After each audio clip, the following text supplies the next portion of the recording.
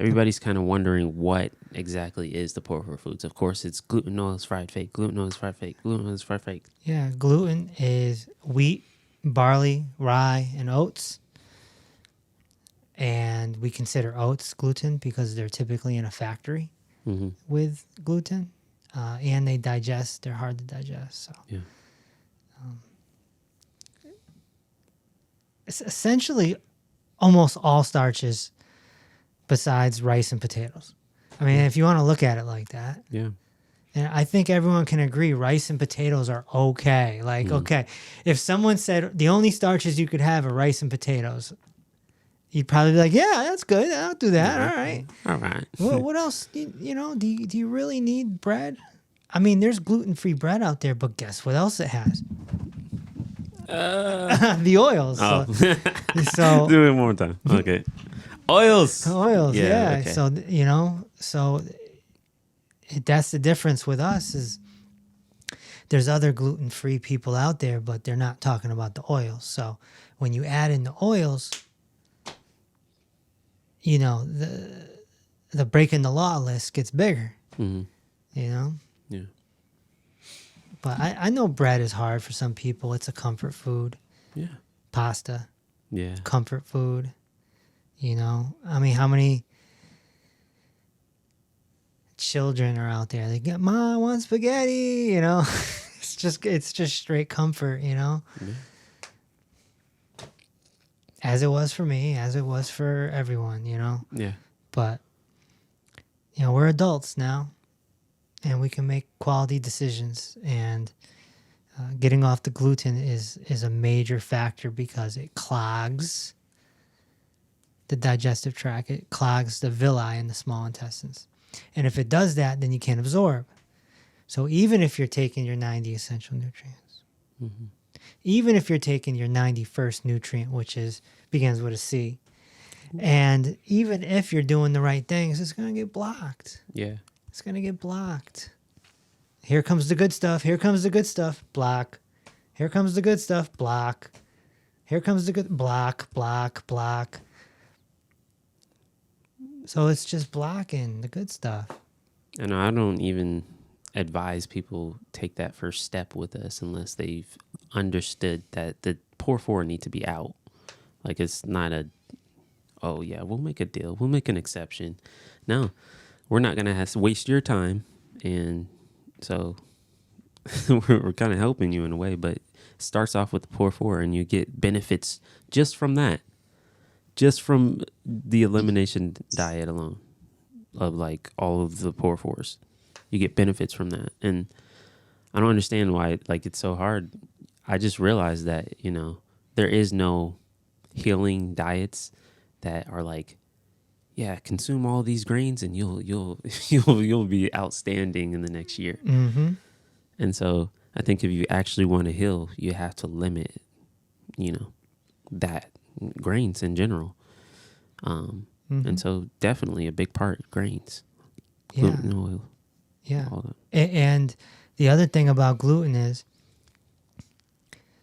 humans have been eating gluten for centuries. But the problem is it's twofold. One, it's mostly GMO'd, sprayed, pesticides, etc. And two, we don't have strong stomachs anymore. We think about how strong the human stomach was 2,000 years ago. You're constantly around animals. You're playing with the sheep. You're catching bacteria. I mean, you're like a machine, you know, with great stomach acid. And as I always say, stomach acid is your first line of defense. So if you have acid reflux or GERD, heartburn, etc., you are setting yourself up for a disaster because you lost your stomach acid. But, you know, back in the day, we had good digestion because we didn't have the pesticides and we didn't have these secluded lives, these fancy lives with these cameras and these houses and buildings and iPhones. We were playing with the animals. If you walk to the market, you'd be walking past goats and sheep and you know what I mean? Nobody's like, don't shake my hand. I have to wash my hands. Nobody was doing that in the villages, or, you know, bacteria is a good thing. You know, I don't wash my hands that much. I don't want to. It sounds backwards to some people, but go ahead, give it to me so that my body can become immune.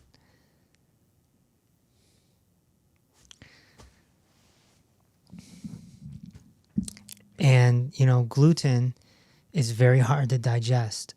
So you take a 2024 digestive system with some high-powered 2024 gluten, it's a bad combination. You know? It's like taking a basketball player from the 1930s and having him play with LeBron. It's not going to go well for that old guy, okay? The game is faster now. Mm-hmm. You know, the guys they're better built. They're stronger. They got supplements. They work out. You know. And, you know, we've had people go to Italy or Greece or wherever, and they'll eat the gluten there, and they'll be like, oh, it didn't affect me. Well, that's because it's probably not GMO'd. But I would still stay away from it. Yeah. So stay away from gluten. That's the first pour for food. You got rice and potatoes, you got no excuse. Everybody loves potatoes. And then oils. Oils, man. I mean, that's the one that people have trouble with because they can't comprehend that they're bad for you, even olive oil. But it's not the oil that's bad. It's that it's oxidizing with the air. So we could even change it and say bottled oils. Mm-hmm. All bottled oils are bad, bad, bad. And if you go to the grocery store or go to your bottle right now, for those that are at home right now, go find your bottle in your kitchen and tell me there's not a pocket of air at the top. Every bottle has a pocket of air at the top. So it's bathing in oxygen. So you have oxygen and fat juice, and then fat juice becomes rancid, and then it goes in your body and it essentially rusts you from the inside out. No different than your car. When your car is rusting, that's free radical damage. Mm-hmm. It's oxidation. That's rust. R-U-S-T. And that's what happens to the inside of our bodies when we're eating oxidized food. And the number one oxidized food is oils. Cooked or uncooked, it doesn't matter. Just a bottle of free radicals. Yeah, it's a bottle of free radicals, man. I mean, if you ate it once or twice or 3 times a year, not the end of the world. But if you're eating it on a consistent basis, man, you know, don't be surprised when the sea monster pops up. Don't be surprised when the heart attack pops up. And they go, oh, he was so healthy. He worked out.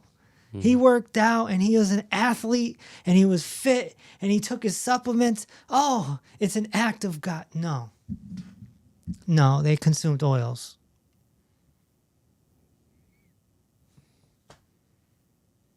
You know? Dikembe Mutombo, NBA legend, just died yesterday, I believe. Really? 50-something years old. Sea monster of the brain. How does a world-class athlete? How does that happen? You know? Wow.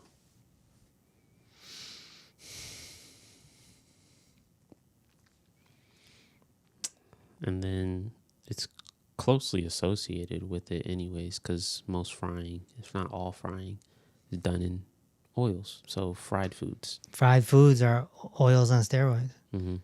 It's a double whammy, right? It's a double whammy. Something as innocent as a tortilla chip. You know, is fried. I used to love tortilla chips, man. Like, there's no gluten. Yeah. It's corn. It's perfect. Wouldn't cereals be technically fried if like they're puffed up? Isn't that a Yeah, a lot of them are process? toasted.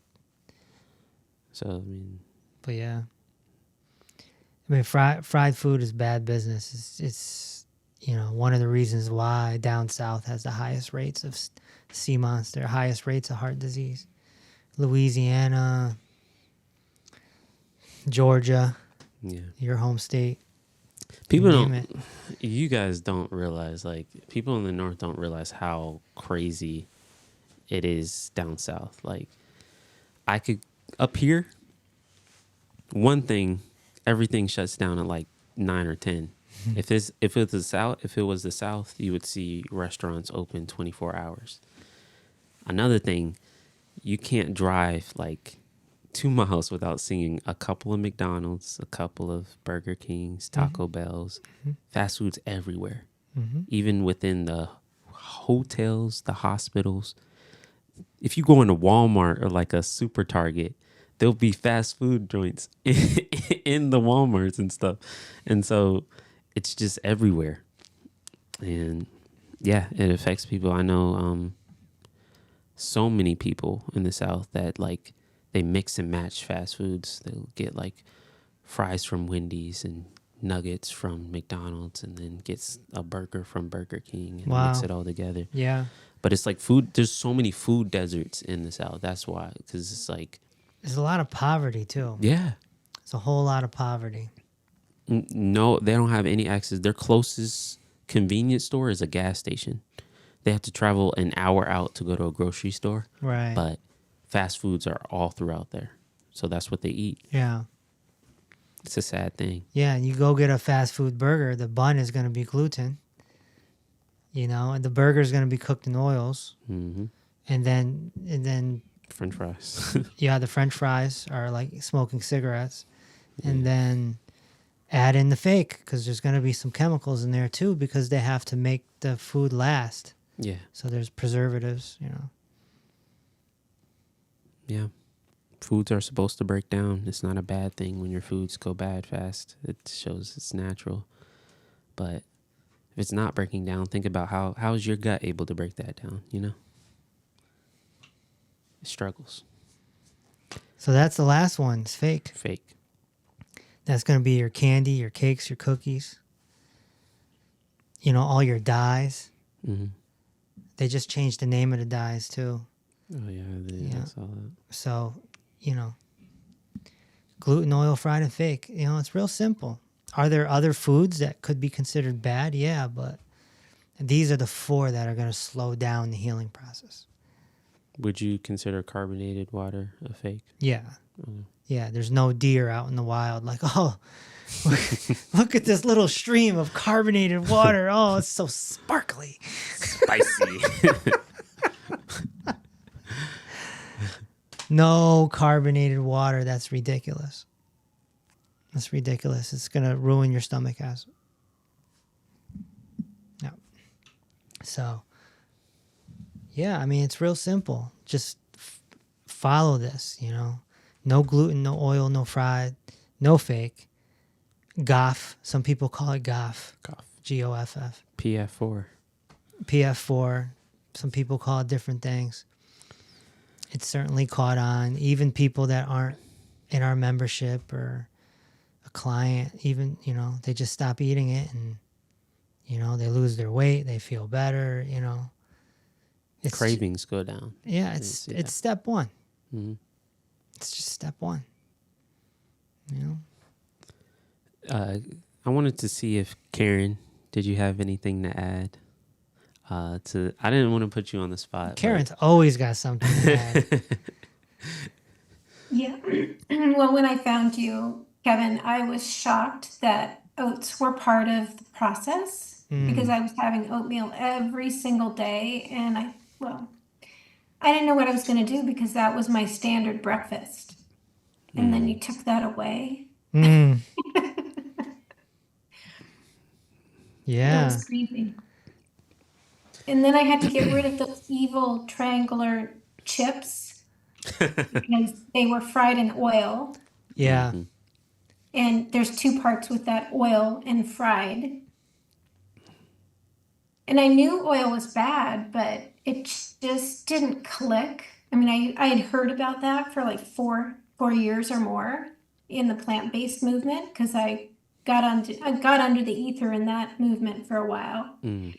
And they kept saying SOS free, salt, oil, and sugar free. So not only did I deprive myself of good food, I was depriving myself of salt. And just my body just started breaking down. And I would imagine a lot of people have fallen under that influence too, because there's a lot of prominent doctors out there that talk about salt in particular Yeah. being bad. Yeah. And that's bad news. That's And bad news. to think that farmers have a salt block on their farm. Yep. And their prime goal is to have perfect livestock so they can actually get, a kickback from what they grow, the livestock they take care of. They're not out there. They don't have a doctor out there saying, okay, that's enough licks for your cow. Your cow needs to go inside. No, they go there and lick the salt block as much as they want to their heart's content. And they know their salt limit. Nowadays, I don't think people really know their salt limit because it's always being combined with other things, like sugar and it's that Coca-Cola conspiracy where they add salt to Coca-Cola to increase the thirst or increase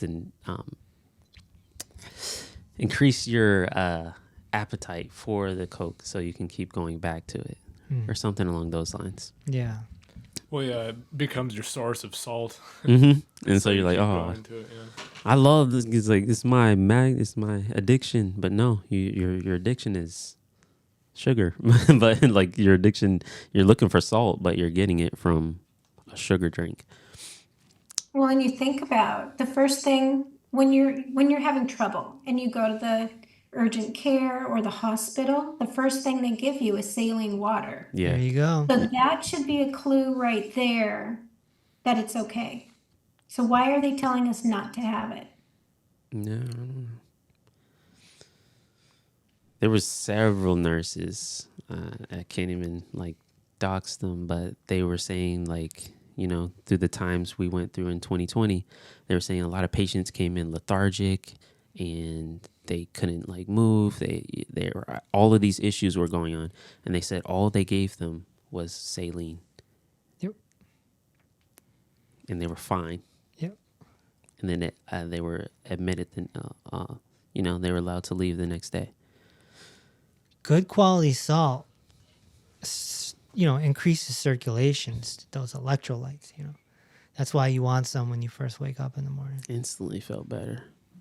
I mean, Well, and what about people that have poor circulation and the Raynaud's disease, or maybe they do have it, maybe they don't have it, or maybe the doctor just said you do. Right. Is salt one of the missing factors in that, or is it other nutritional deficiencies that could cause something like that? Yeah, salt is definitely going to be a factor. Other nutritional deficiencies, of course. And when we're talking about Raynaud's, we're talking posture too. I mean, but yeah, salt's a big deal. It's a foundational element of getting healthy. Get off the poor foods, increase your salt. Yeah. It's so simple. So I wanted to ask you a question about gluten too. As you brought up how gluten has many factors to it, but how does it affect the digestive tract? What does it do, and how does it inhibit us from absorption of nutrients? Yeah, it cakes up the small intestine, the villi, and then the nutrients can't get in. It's real simple. So is that an indicator then of digestive issues for people that have a lot of problems with acid reflux or GERD or Crohn's, colitis, Yeah, those sort of things. yeah, it's a snowball effect. It's a snowball effect. So yeah, it could lead to all those different diseases that the medical monopoly doesn't know what they are. They never did. They just put a name on them so that they can make money off it. Yeah. Their Yeah, best it approach.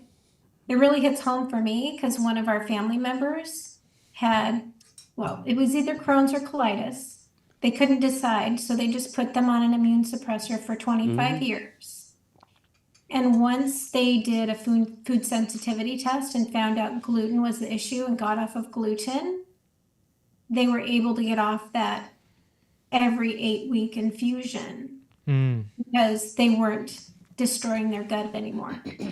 Right. Yeah, that's their approach. That was their approach for me. They just shut down the immune system. They're like, oh, we can't figure out what's causing the immune system to go crazy. We'll just shut it down. And you see that person deteriorate. It's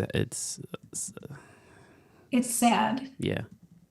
Well, and what's really sad about it too is once somebody is on an immune suppressor and then you start giving them nutrition, their body thinks it's some sort of foreign object and it attacks their body. And so it's this double-edged sword. Mm-hmm. Yep.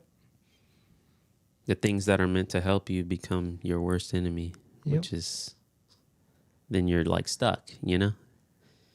Yep.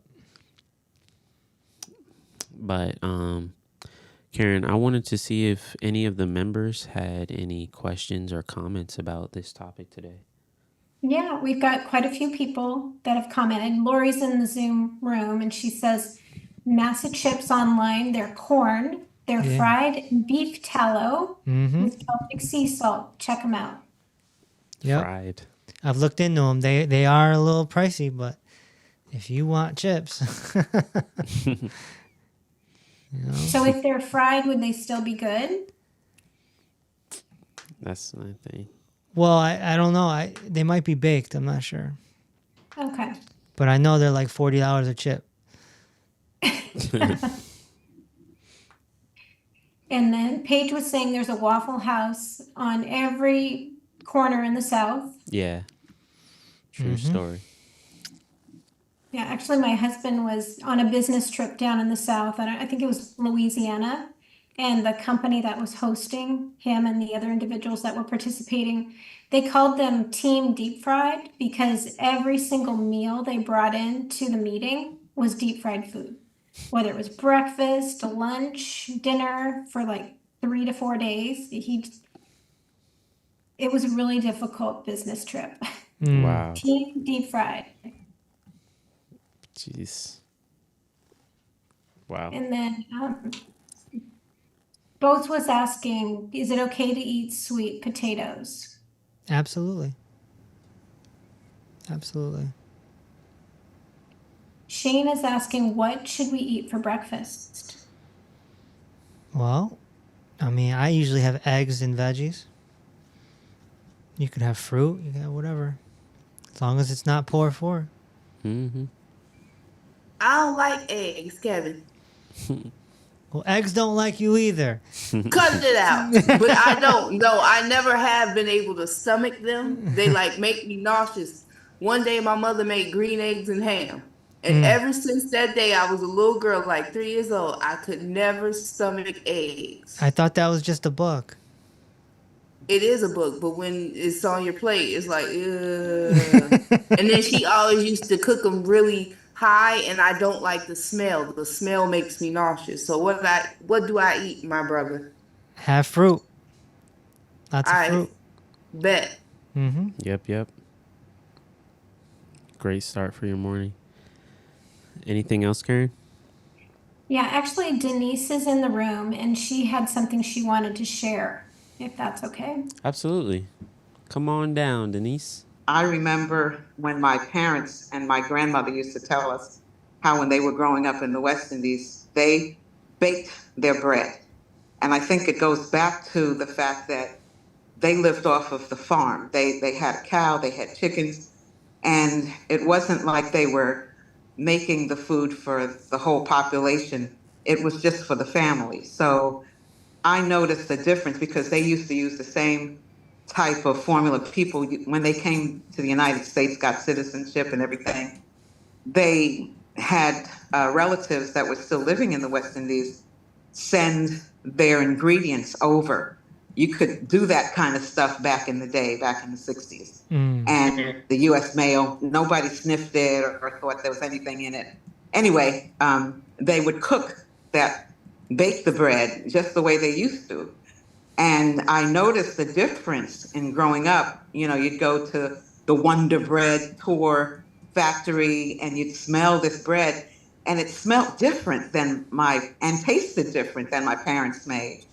So later on, you know, you find out about the GMO and all of that and the preservatives that they put in the bread. And that's not what, you know, how our bread was made back in the West Indies, because it molded after a few days if you didn't eat it, because New York is very humid, and you know, if you didn't get to it, it would be gone real fast. Right. But I do agree with all of the stuff that's happening, because growing up in the 60s, I remember also being taught how to cook by my parents, and they always cooked with butter. There you go. And then all of a sudden they had these commercials, you know, remember the soap operas and, you know, the commercials, and this lady with this imperial crown came on, and they were saying, you know, you need to switch to margarine. This is what so then my parents went ahead and bought margarine, and it tasted nasty. I couldn't stand it. Yeah. But then you find out that's not good. Then then all these oils came in. You know, everybody started talking about Mazola oil made from corn and maize. They put Native Americans on, or people imitating Native Americans on the commercials. And so they were trying to sell all of a sudden all this oil. So to tell you the truth, I could do without the oil because I prefer the butter, the grass-fed butter, organic butter, that type of thing. But it's real. I've noticed a change in everything, Yeah, absolutely. Oh, question. Yes. Lard. Is that okay? I was talking to a lady the other day, and she said, can you eat lard? Can you cook with lard? Yep. Lard's good. Tallow's good. Ghee. Okay. Ghee. Is another one, Yeah. Yep. Okay. Thanks for sharing. Okay. Happy to have you in the membership, and I see good things for you in the future. Thank you. Praise the Lord. Absolutely. Karen, do we have any other questions or comments? Yeah, there's actually quite a few comments or questions. Okay. Somebody is asking, what about eating beans daily? Is that bad? I learned that beans have carbs. I wouldn't say it's bad. Yeah, bean is it's an interesting food because it's half carb, half protein. So that's why it's such a great survival food. You know, stack those cans of beans, put them in the basement for a really bad rainy day, you know? So great survival food. Now, do you want to eat it on a regular basis? That's a whole nother topic, you know? But great survival food. My husband used to yell at me from the other room when he heard me using the electronic salt shaker. Now I can use it as much as I want, and now he uses it. Electronic salt shaker. I've never seen one. Yeah. Okay. I'm out of the loop.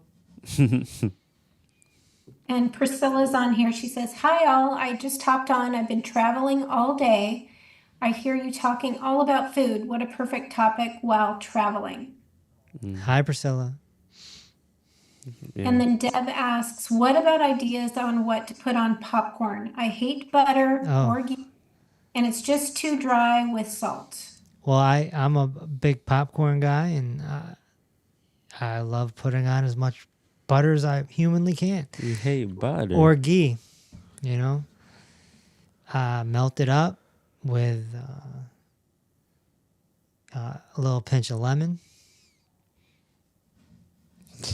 Okay. Yeah. And maybe some nutritional yeast or some Parmesan. Yeah. Now you're talking. Mm-hmm. I use Parmesan and paprika. Yeah. Yeah. Now you got some smart food. You know? Popcorn is a pretty cool little thing. And Tim's in the room, and he was saying that he has utilized the water that he used from the analysis, the saltwater test that we do, and he's been sipping on it each day. Okay. Nice. It's a great way to get a lot of salt in you real quick. It's like an injection of salt. I remember I had a call with him. He was saying, like, he took the test and he was like, yeah, I just kept doing it. It was so good. I was like, That means you're low. That means you're low. but I'm glad, yeah. We can't give too much away in case somebody trying to get their analysis. If you're And interested. then somebody's asking, is hot water with lemon okay? Yeah, absolutely. We do it all the time right here in the hallway. I have it right here. And Ken is asking, what about sushi, a California roll? I've never had sushi, so I can't really speak to it. I don't think there is. What's in the roll? I don't know. Like, I think it's just some rice, avocado, and crab, and it's definitely not. There's no oil, and there's no gluten. I mean, it is a lot of carbs with the rice, but yeah, just Cool. wondering. And it's raw fish, right? It's slightly cooked. Okay. You just better have some good stomach acid. You know? All right. You better have some top of the line stomach acid, fire in the belly, yeah. or I'm you get worms. all about the salt. Yeah. Okay. I'm like Lot. So anyway, That's good. That's good. Yeah, I think nothing wrong with the California roll. Okay. Any other comments, questions, Karen? Deborah says she has been grain-free for 11 years now. Wow. Wow. Nice. It's longer than me. Just don't go potato free. Have some fun. Priscilla's asking about popcorn again. Is there a particular brand that you recommend? Not really. There's some good brands on Amazon. You can get some organic corn, organic popcorn. But I don't really specify a brand. I mean, you want to get organic if you can. We have a comment here that you'll want to hear. It's from Christine. She says, I've removed the four poor foods. I've been doing it for 2 weeks and I've lost all of my hot flashes. I Wow. am amazed. Wow. Very cool. That's a big deal right there. See? You know, some symptoms vanish quick, but other symptoms take longer. And that's why we want people to come in, you know, with more commitment to this membership. Yeah. You know, a yearly thing, you know. So that, again, just a reminder that will start November 1st. So, but, you know, hearing stuff like that is, you know, yeah, that's why we do it. Beautiful. You know, to hear this stuff. Jumpstart your head-to-toe healing journey with the Dr. Reese book trilogy. Peace Over Pain is the cult classic that explains how head-to-toe healing works and how the medical monopoly doesn't. Reverse the Cause lays out the root causes to over 60 chronic conditions. And Dinner with Dr. Reese is a unique cookbook that contains 100 recipes without the destructive poor four foods. Together, all 3 books set you on a path to head-to-toe healing. Get yours today on Amazon, Audible, or peaceoverpain.com. Also, if you'd like to ask a question, Tune in every Tuesday at 6 p.m. Eastern for Dr. Reese Live.